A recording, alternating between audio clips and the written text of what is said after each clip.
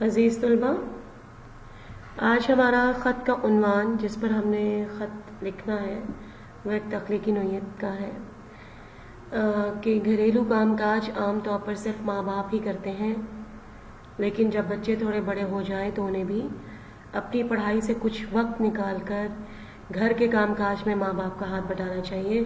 عزیز طلباء، یہ تخلیقی نوعیت کا خط ہے جو آپ نے اپنی چھوٹی بہن کو لکھنا ہے۔ سب سے پہلے خط کے حصے آپ کے سامنے لکھے ہوئے ہیں، آپ خیریت دریافت کریں گے۔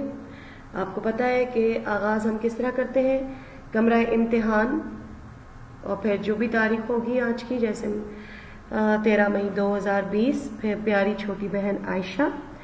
عزیز طلباء، آپ نام کے طور پہ تو کوئی بھی نام لکھ سکتے ہیں، میں نے عائشہ لکھا ہے، آگے علامت تعجب ضرور ڈالیں، اور پھر السلام علیکم ڈیش۔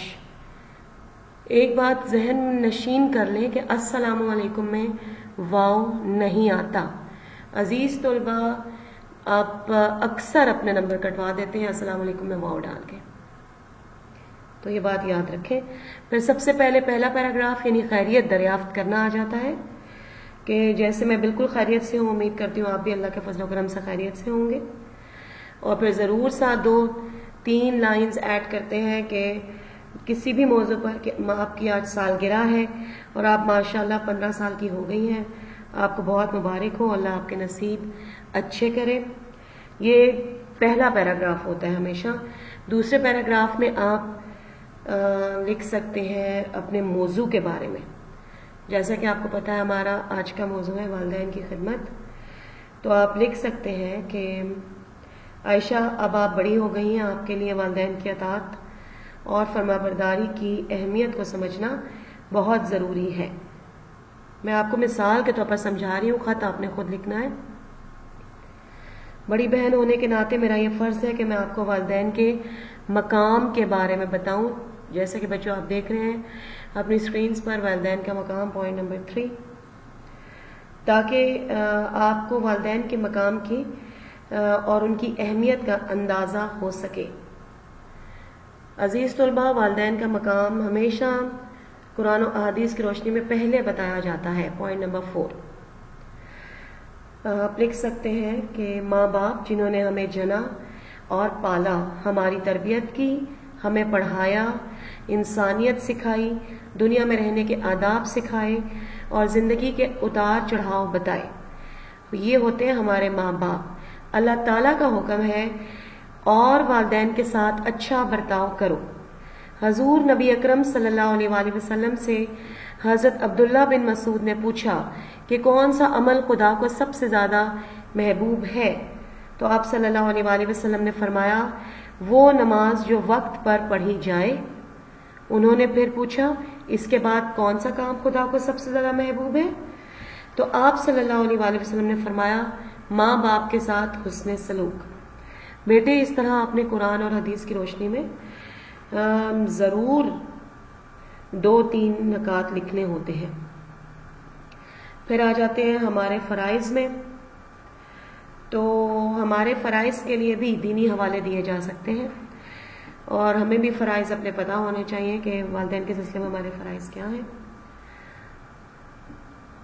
ظاہر بات ہے کہ اولاد پر ماں باپ کے حقوق ایسے ہیں کہ ان کا ادا کرنا ہی اولاد کے لیے مناسب ہے، تاکہ وہ جہاں وہ اپنے ماں باپ کی اطاعت، فرما برداری اور خدمت گزاری میں منفرد اور مثالی بیٹا یا بیٹی بنے، تو اس کی اپنی اولاد بھی اس سے ویسا ہی نیک سلوک کرے اور اس کا بڑھاپا بھی اپنے والدین کی طرح اچھا گزرے۔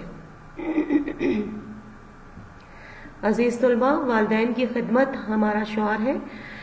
قرآن مجید میں اللہ تعالیٰ نے فرمایا ہے اگر ماں باپ بوڑھے ہو جائے تو انہیں اف تک نہ کہو، اور رسول پاک صلی اللہ علیہ وسلم نے فرمایا ہے اولاد کے حوالے سے کہ تو اور تیرا مال تیرے باپ کا ہے۔ یہ پورا ایک واقعہ ہے جو بہت نصیحت آموز ہے۔